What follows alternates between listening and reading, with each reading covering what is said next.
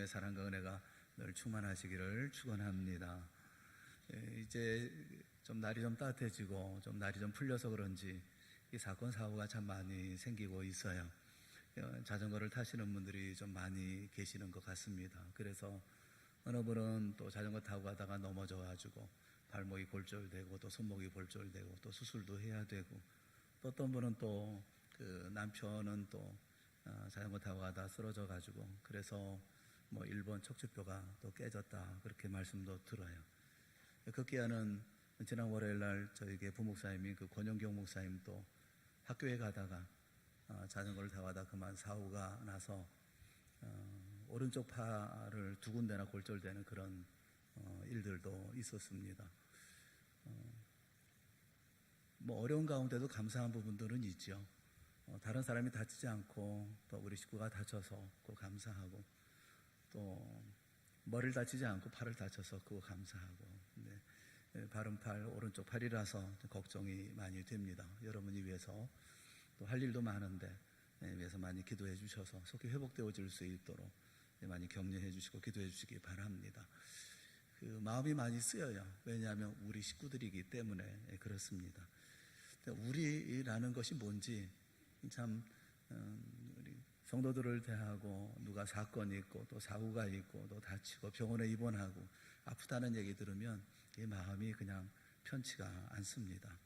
우리라는 말은 참 정겨운 말이죠.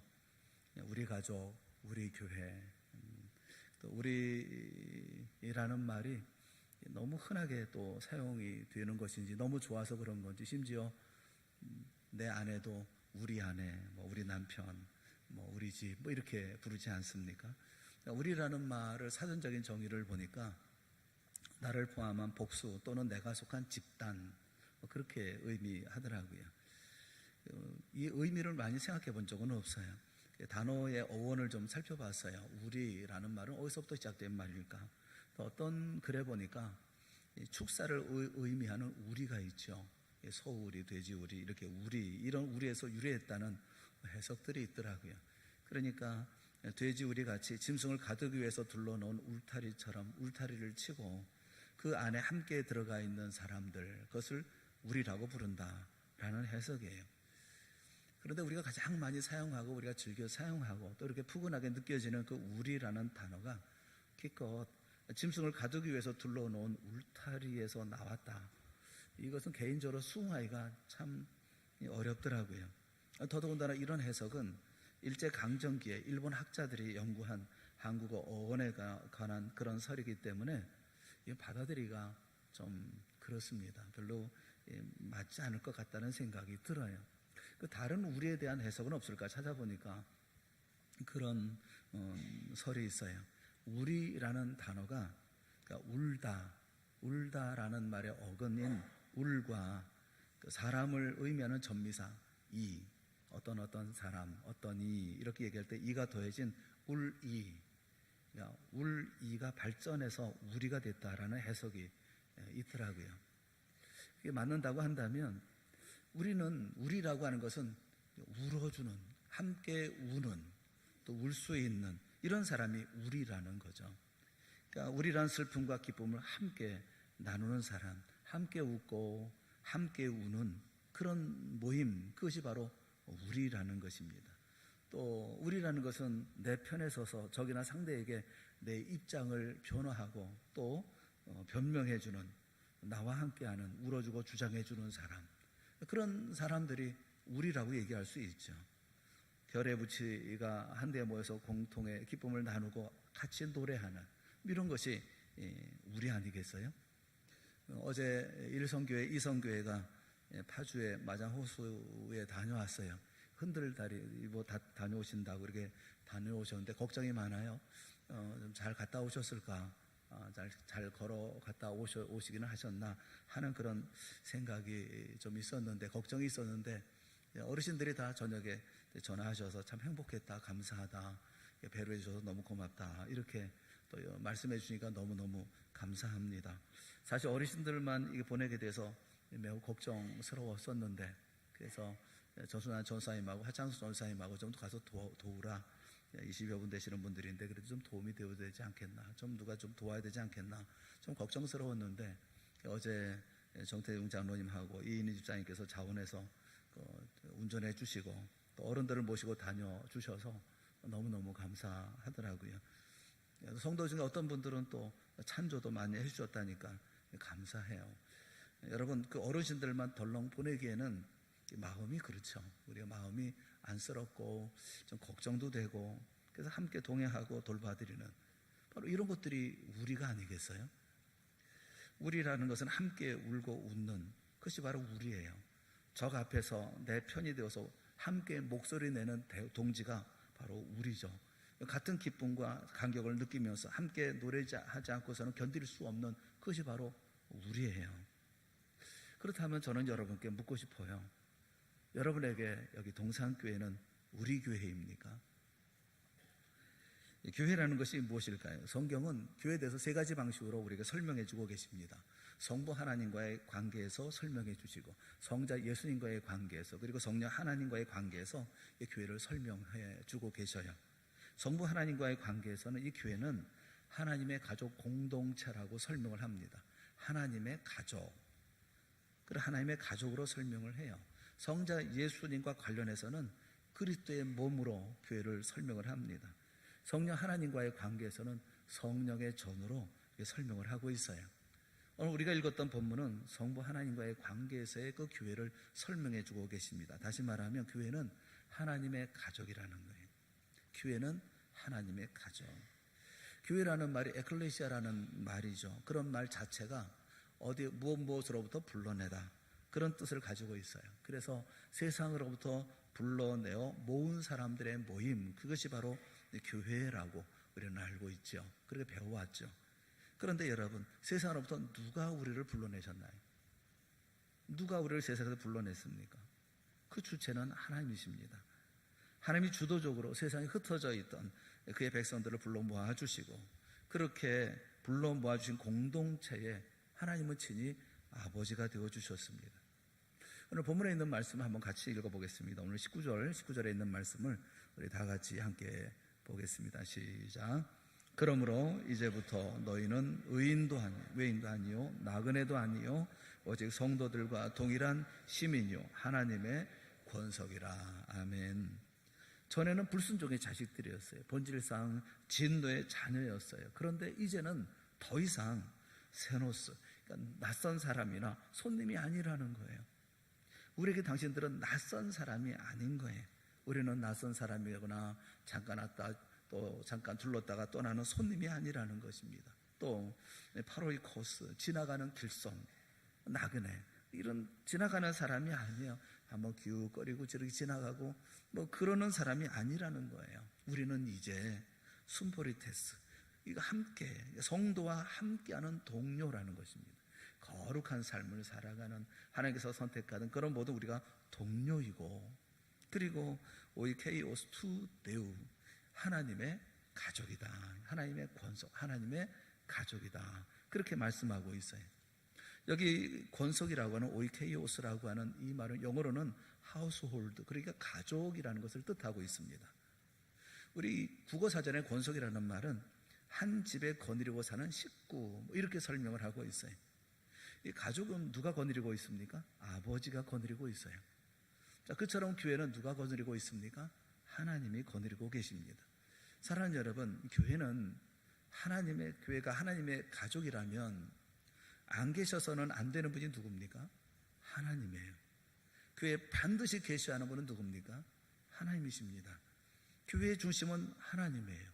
가족의 중심이 아버지인 것처럼 교회는 하나님 중심으로 모든 것이 다 시행되어져야 되고 돌아가야 합니다. 눈치를 본다면 하나님의 눈치를 보며 모든 것을 행해야 하는 것, 그것이 바로 교회인 거예요. 예전에 초등학교 2학년짜리 아이가 쓴 시가 있어요. 아빠는 왜? 뭐 이런 시예요. 뭐 한 번쯤 들어보셨을 것 같은데, 그 시는 이런 내용입니다. 엄마가 있어 좋다. 나를 예뻐해 주어서. 냉장고가 있어서 좋다. 나에게 먹을 것을 주어서. 강아지가 있어 좋다. 나랑 놀아주어서. 그런데 아빠는 왜 있는지 모르겠다. 이런 이야기를 들으면 아빠로서 비애를 느끼죠.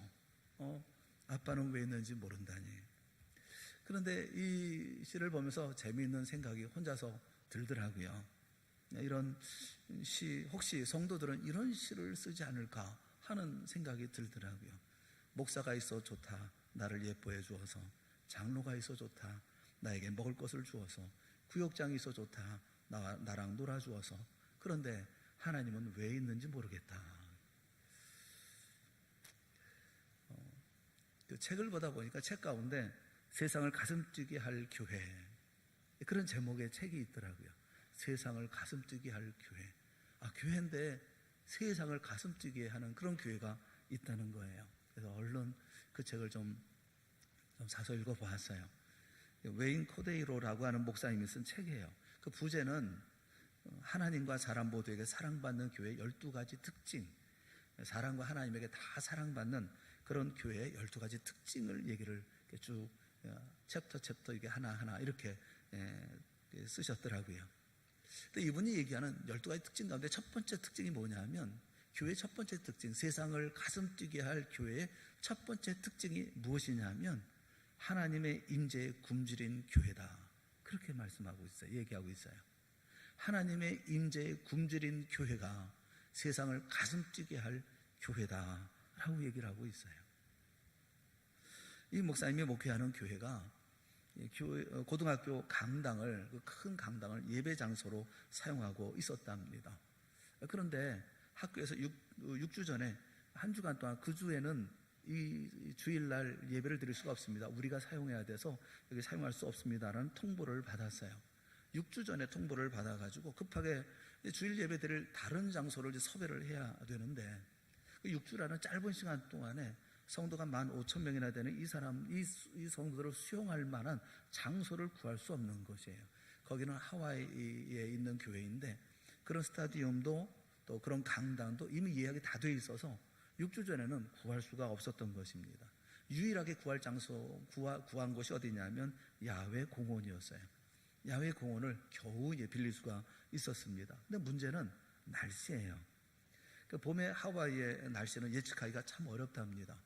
하늘이 맑았다가도 갑자기 비가 쏟아지거나 하는 것이 하와이의 봄의 날씨라고 그래요. 그래서 온 교회가 이제 걱정하면서 이제 비상 기도에 돌입했죠. 최소한 그날만은, 다른 날은 몰라도 그날만은 맑은 날씨로 허락해 달라라고 기도하기 시작했던 거예요. 날짜는 다 돼서 이제 주일날 그 전날 밤, 잠들기 전에 그 목사님은 하늘에 계신 최고의 주권자이신, 모든 것을 통솔하시고 섭리하시고 날씨까지 주관하시는 하나님께 간청을 했습니다. 주님, 지금까지 제가 주님께 성실하게 섬겨온 것을 주님이 아십니다.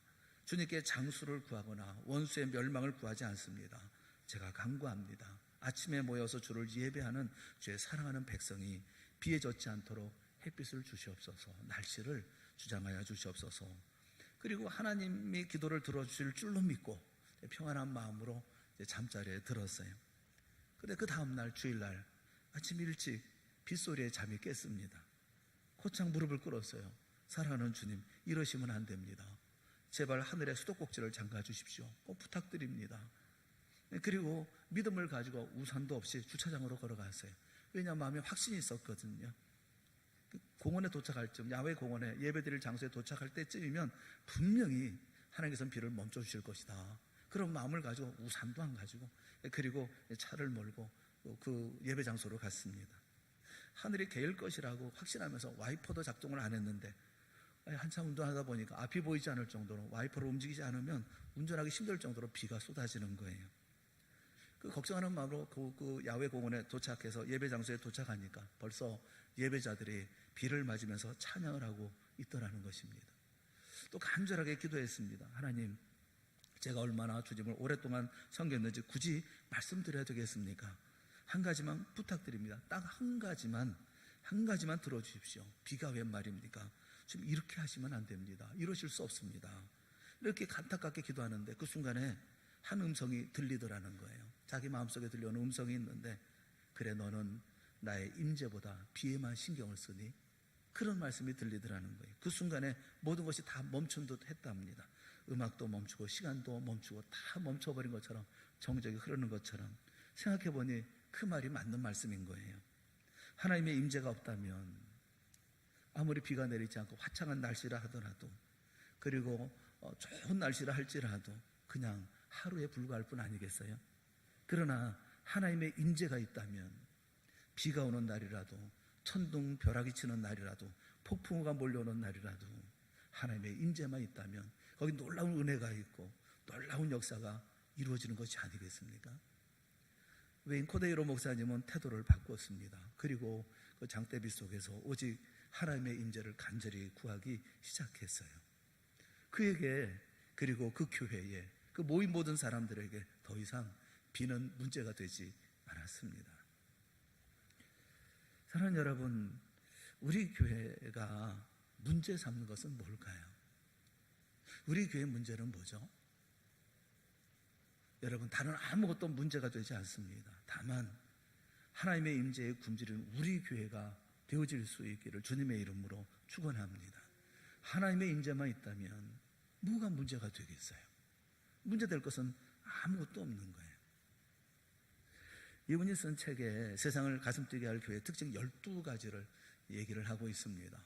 12가지, 그 12가지를 제가 다 말씀을 한번 툭 드렸으면 좋겠어요. 한번 여러분이 들어보시면 좋을 것 같아요. 유익할 것 같아서. 첫째는 하나님의 임재에 굶주린 교회.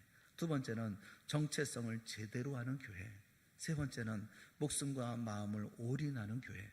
네 번째는 감사가 일상생활인 교회. 다섯 번째는 가족만큼 서로 끈끈한 교회. 여섯 번째는 실수마저 배움의 기회로 삼는 교회. 일곱 번째는 영적 기갈이 없는 교회. 여덟 번째, 모든 일의 끝이 영혼 구원인 교회. 아홉 번째, 처음부터 끝까지 사랑만 있는 교회. 열 번째, 위험마저 기쁨으로 뛰어드는 교회. 11번째, 나보다 남을 생각하는 교회. 마지막 12번째, 공동의 청사진을 기억하는 교회. 이 12가지를 세상을 가슴뛰게 할 교회의 특징 12가지를 얘기하더라고요.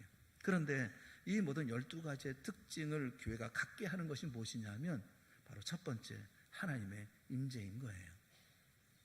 하나님의 임재가 없다고 한다면 그 교회에 무슨 정체성을 갖겠어요? 하나님의 임재가 없다고 한다면 그 교회를 위하여, 서로를 위해서 마음과 목숨을 올인할 수가 있겠습니까? 하나님의 임재가 없다면 감사가 일상이 될 수가 있겠어요? 이 모든 조건들은 다 따져보면 하나님의 임재가 없다고 한다면 아무것도 아닌 것이죠. 오늘날 교회는 눈에 보이는 목사가 설교하고, 눈에 보이는 장로가 기도하고, 눈에 보이는 찬양대가 찬양하면서 전부 인간들의 잔치로 전락해버리고 말았어요. 하나님이 왜 계신지 모르고, 또 하나님이 안 보여도 하나도 불편하지 않습니다. 이것이 변질된 오늘 우리 교회의 모습인 거죠. 교회는 모든 일에 하나님의 중심이 되어줘야 합니다. 예배자가 중심이 아니라 하나님이 예배의 중심이 되어줘야 합니다. 찬양대가 아니라 하나님이 찬양의 중심이 되어줘야 합니다. 기도자가 아니라 하나님이 기도의 중심이 되어줘야 합니다. 하나님이 사랑의 중심이 되어줘야 하고, 하나님이 기쁨의 중심이 되어줘야 하고, 하나님이 영광의 중심이 되어줘야 하고, 하나님이 교제의 중심이 되어줘야 합니다. 모든 것에 하나님이 모든 것의 중심이 되어줘야 합니다. 초등학교 2학년짜리 어리석음이 뭡니까? 눈에 보이는 것밖에 볼 줄 몰랐다는 거예요.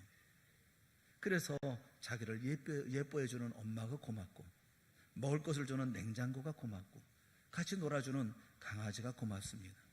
그런데 자기가 누리는 그 모든 것이 가능하도록 이른 아침 그 꼬맹이가 눈도 뜨기 전부터 회사로 달려나가서 뼈 빠지게 수고하는 아버지를 모르는 철부지인 거예요. 교회를 부탁해라는 책이 있어요. 김민석 씨가 쓴 책이 있는데, 이분의 쓴 얘기 가운데 좀 우리가 들을 만한 말들이 좀 있어요. 이분은 왜 오늘날 교회가 병들었는지 하는 것에 대해서 교회 건축 양식 가운데 하나인 바실리카라는 것을 들어서 설명을 하고 있습니다. 이 바실리카, 이 건축 양식은 어떤 것이냐 하면 옛날 고대 로마 법정 건물에서 사용되어졌던 특수한 그런 건축 양식인 거예요. 전체 모양은 직사각형으로 되어져 있는데 그 홀 안에 판사가 앉는 높은 강단이 있고 방청석이 이렇게 만들어져 있는 그런 양식, 그런 건축 양식이 이 바실리카 구조라는 거예요. 지금 교회 구조와 같은 거죠. 그분은 그런 얘기를 했어요. 바실리카 양식의 교회들이 세워지기 전 초대 교회는 따로 건물이 없었다. 그 당시에는 교회를 건물로 떠올리는 것 자체가 생소했다. 그런데 바실리카 구조는 이러한 초대 교회의 변화를 만들었다. 바실리카 구조가 기본적으로 무대와 관객을 구분하는 구조였기 때문이다. 한 사람이 높은 위치에 올라가서 일방적으로 인도하고 설교하고 나머지 모든 이들은 무대 위에 한 사람만을 향해서 앉아서 서로의 뒤통수만 쳐다본다. 영과 진리로 드리는 예배에서 관람하는 예배로 바뀌어가기 시작했던 것이다. 그렇게 설명을 했어요. 키르케고르라고 하는 분은 관객으로서의 성도를 가리켜서 교회를 극장처럼 생각하는 사람들, 그런 사람들이 관객으로서의 교인이다 라고 얘기를 했어요. 객석에 앉아서 배우를 주시하고 배우가 제법 즐겁게 해주면 박수와 환호로 감사를 표합니다. 오늘날 교회 목사가 설교를 하면 관객인 성도는 아멘이나 할렐루야로 혹은 박수로 추임새를 넣어줍니다. 이렇게 한동안 들썩거리면서 시간을 보낸 후에 마치 영화 한 편 잘 본 느낌으로 교회를 나섭니다. 그것이 바실리카 구조에 익숙한 성도들의 모습이고 병든 오늘날 교회의 모습이라는 거예요. 사랑하는 여러분, 교회는 극장이 아니에요. 오히려 극장의 반대예요. 교회는 관객이 주인공이 아니라 하나님이 주인공인 거예요. 목사는 설교하지만 목사가 주인공이 아닌 거예요. 여기는 하나님께 예배하기 위해서 우리가 모여 있는 거예요. 저도 그렇고 여러분도 그렇고 하나님의 말씀을 대하고 그 말씀을 대하며 하나님을 생각하는 거예요. 예배할 때 하나님의 임재를 간절히 간구하고 우리의 예배를 받아주시옵소서, 목사 예배를 받아주시옵소서, 우리 찬양대 예배를 받아주시옵소서, 앉아있는 성도들의 예배를 받아주시옵소서, 한 분 한 분의 예배를 간절한 마음으로 하나님 앞에 예배드리는 마음으로 우리가 이곳에 있는 거예요. 배우도 아니고 관객도 아닌 거예요. 그래서 우리가 예배를 마치고 떠날 때 우리는 스스로에게 해야 할 질문이 있습니다. 그것은 뭐냐면 이 예배를 통해서 내가 무엇을 얻었는가 하는 것이 아니라 이 예배에 내가 드린 예배를 통해서 하나님은 기뻐하셨는가 라는 거예요. 오늘 예배를 통해서 내가 무엇을 얻었는가 하는 것이 아니라 오늘 내가 드리는 그 예배를 하나님께서 기쁘게 받으셨는가 하는 것에 집중해야 하는 것입니다. 교회 모든 편의시설이 만족스러운가 이것을 묻는 것이 아니라 내가 하나님을 사랑해서 교회에 어떻게 헌신하고 내가 무엇을 드리며 살고 있는가를 물어야 한다는 거예요. 믿음이 좋은 사람들은 주님이 없이 실패할지도 모른다, 그렇게 말들을 해요. 주님이 없으면 혹시. 그런데 링컨이 참 훌륭한 믿음의 사람이다 라는 이유는 그는 이런 말을 했기 때문에 그렇습니다. 그는 이렇게 말했어요. 주님 없이는 반드시 실패한다. 주님 없으면 혹시 실패할지도 몰라가 아니라 주님 없으면 반드시 실패한다. 그것이 링컨이 했던 말이에요. 사랑하는 여러분, 주님 없으면 모든 일에 반드시 실패합니다. 예배도 주님 없으면 실패입니다. 찬양도 주님 없으면 실패해요. 기도도 주님 없으면 실패해요. 설교도 주님 없으면 실패입니다. 헌금도 헌신도 봉사도 섬김도 나눔도 사랑도 그리고 교제도 충성도 주님 없으면 실패해요. 그것이 교회예요. 모든 일에 하나님의 임재가 있어야 돼요. 하나님이 함께 하셔야 돼요. 그것이 바로 교회의 모습이에요. 모든 일의 중심은 하나님이 되어줘야 합니다. 출애굽기를 보면 애굽에서 종살이하며 신음하던 이스라엘 백성들을 불러 모으시고 그리고 애굽에서 나와 홍해로 건너게 하신 분은 하나님이셨습니다.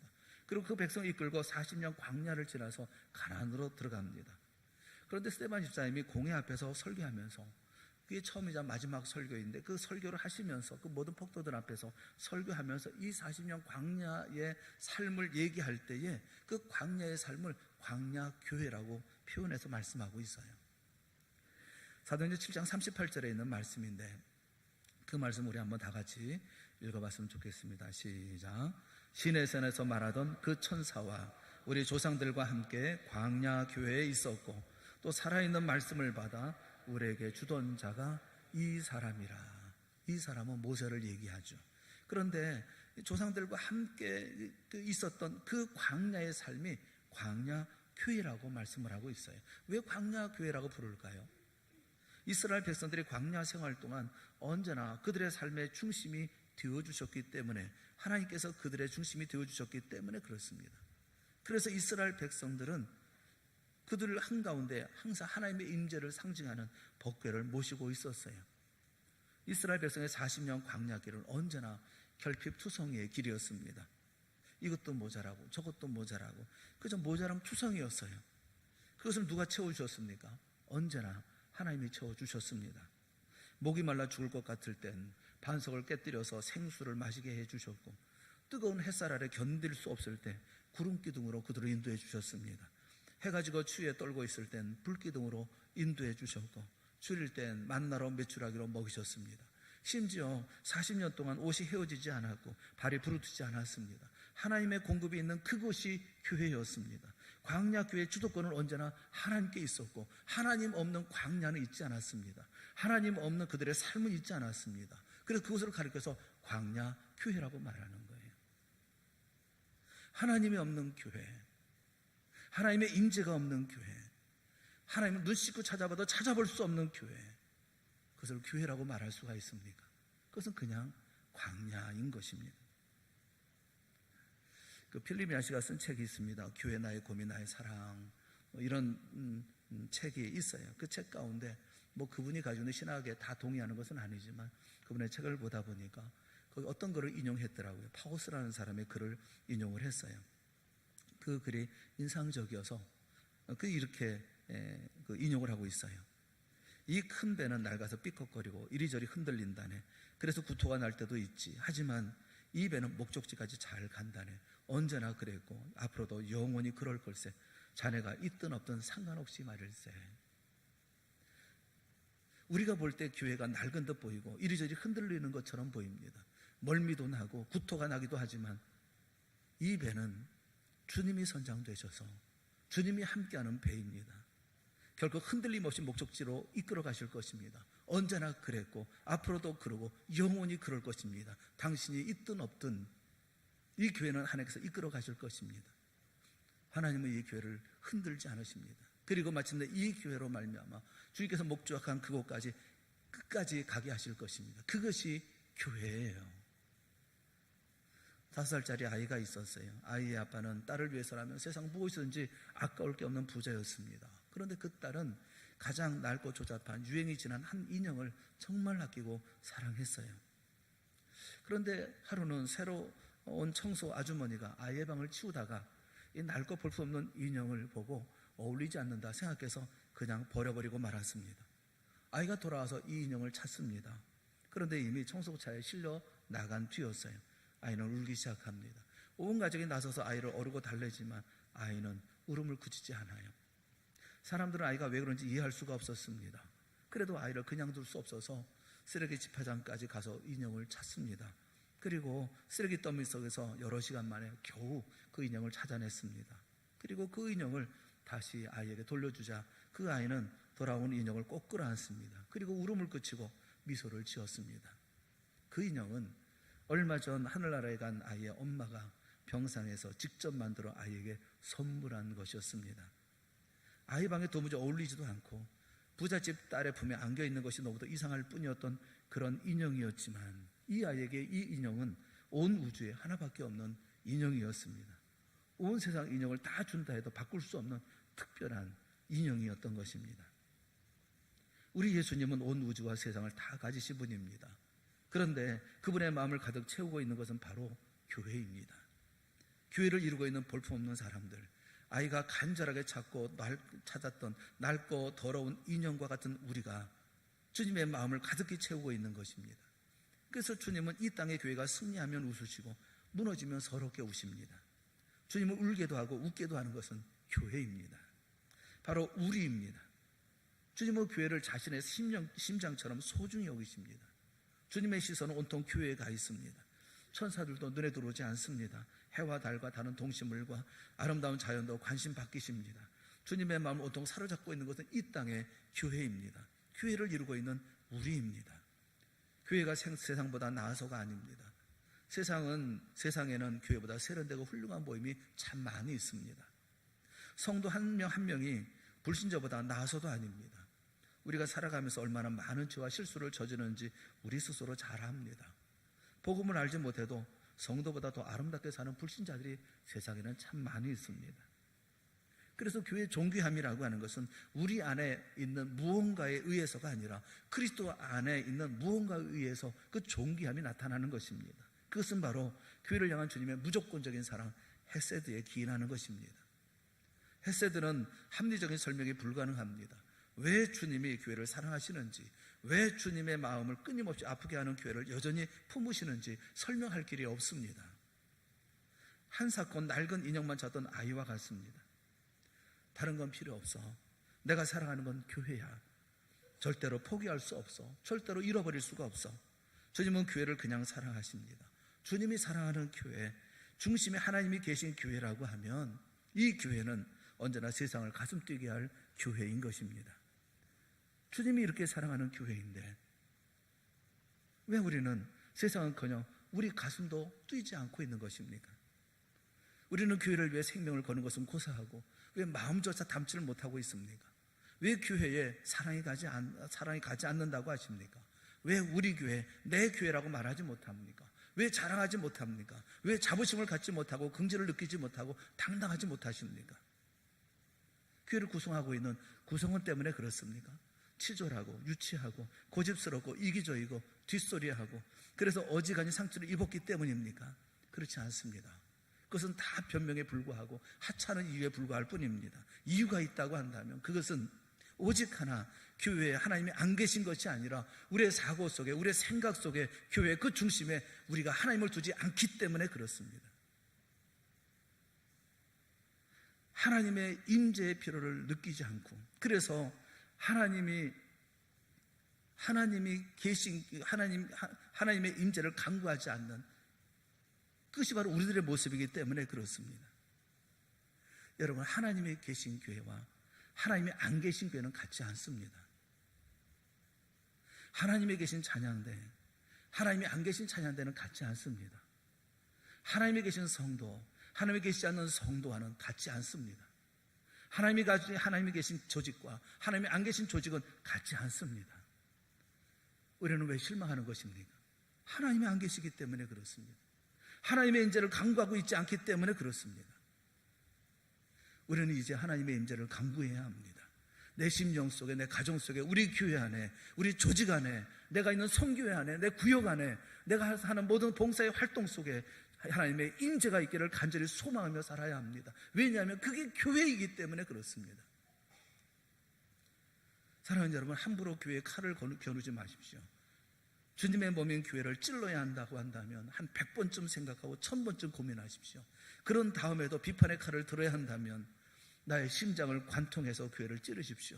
자기 부인을 통과한 칼날이라면 교회를 수술하여 온전하게 하는 데 유익할 것입니다. 만약 그렇지 않다면 조금 더 기다리시고 조금 더 품어주고 조금 더 사랑하기를 선택하십시오. 왜냐하면 여기는 하나님이 계신 교회이기 때문에 그렇습니다. 우리 주님이 사랑하는 교회이고 우리 주님이 언제나 임재하시기를 원하시는 교회이기 때문에 그렇습니다. 교회는 세련된 인간들의 세련된 조직으로 유지되는 게 아닙니다. 하나님을 아버지의 자리에, 호주의 자리에 모시고 그리고 하나님의 명령을 따라 하나님과 함께 가족으로 삶을 살아가는 것, 하나님을 바라보고 하나님의 기쁨을 위해 살아가는 것, 하나님과 함께하며 하나님의 힘을 힘입어 살아가는 것, 그게 교회입니다. 하나님의 임재가 있는 교회여야 합니다. 그래서 하나님이 일하시는 교회, 하나님이 치료하시는 교회, 하나님께서 친히 눈물을 닦아주는 교회여야만 하는 것입니다. 하나님이 교회의 주인이시고 아버지가 되시는 것입니다. 우리 동산교회처럼 하나님의 임재가 늘 있기를 주님의 이름으로 축원합니다.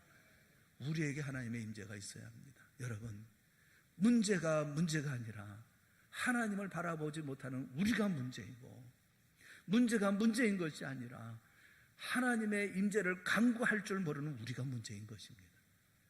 하나님을 바라보면 아무 어떤 문제가 되지 않는 것입니다. 힘들고 어려운 일에 목사는 왜 없었겠어요? 왜 그러고 답답하고 그만두고 싶을 때가 왜 없었겠어요? 그러나 하나님을 바라보면, 우리 주님을 바라보면 나는 여전히 그 자리에 설 수밖에 없습니다. 왜냐하면 보세요. 하나님이 계시기 때문에 그렇습니다. 북한의 지하교회에서 믿음 생활하다가 탈북한 한 여성이 쓴 글이 있어요.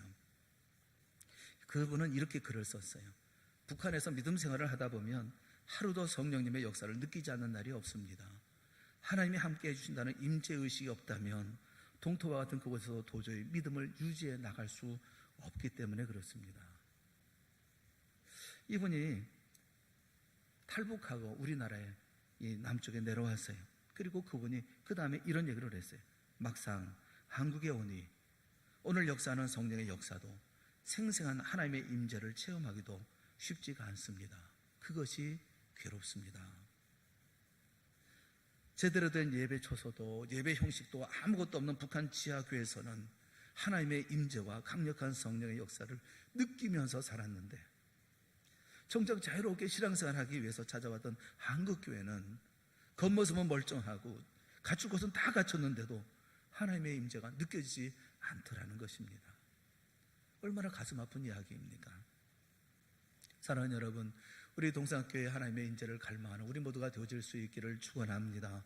우리 교회 하나님의 임재를 갈망해서 하나님을 우리 교회에 모시는 우리 모두가 되어질 수 있기를 바랍니다. 하는 모든 일들마다, 예배 드릴 때마다, 찬송할 때마다, 우리가 하는 모든 일들마다 하나님의 임재를 강구해서 하나님을 모신 그 모든 일들이 되어지고, 행사들도 되어지고, 예배도 되어지고, 우리가 기도하고 찬송하고 그리고 예배하는 모든 일들이 되어질 수 있기를 바랍니다. 우리 교회의 하나님의 임재를 눈물로 강구하는 우리 모두가 되어질 수 있기를 바랍니다. 그리고 우리 교회에 임하시는 그 하나님께 집중하는 교회가 되어질 수 있기를 바랍니다. 함께 하시는 하나님으로 말미암는 동산교회가 되어질 때 그 교회는 우리 교회가 되어지는 것입니다. 그 교회에 있는 성도들은 바로 우리가 되어지는 것입니다. 저는 우리 모두가 진정한 우리가 되어지고, 진정한 우리 교회가 되어지고, 진정한 우리 사람들이 되어지고, 진정 서로 깊은 마음으로 염려하고 걱정하고 위해서 기도하는 우리가 되어질 수 있기를 바라는 것입니다. 동산교회 가운데 이와 같은 우리 교회 아름다운 역사 이루어질 수 있기를 주님의 이름으로 축원합니다. 기도하겠습니다.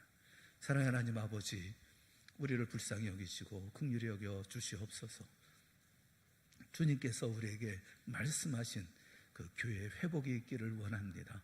주님을 내 아버지로 모시고 주님 앞에 예배하는 우리 모두가 되게 하여 주시옵시고, 주의 기쁨이 나의 기쁨이 되게 하여 주시옵시며, 주님 따라서 그 가운데 진정한 하나님의 교회를 만들어가는 저희 모두가 되게 하여 주시옵소서. 소원하고 원하오니 주여 우리 동산교회에 하나님 늘 임재하여 주시옵시고 역사하여 주시옵소서. 예수님의 이름으로 간절히 기도드리옵나이다. 아멘. 우리 다 같이 자리에서 일어나셔서 우리가 찬송하겠습니다. 찬송가 35장 찬송하겠습니다.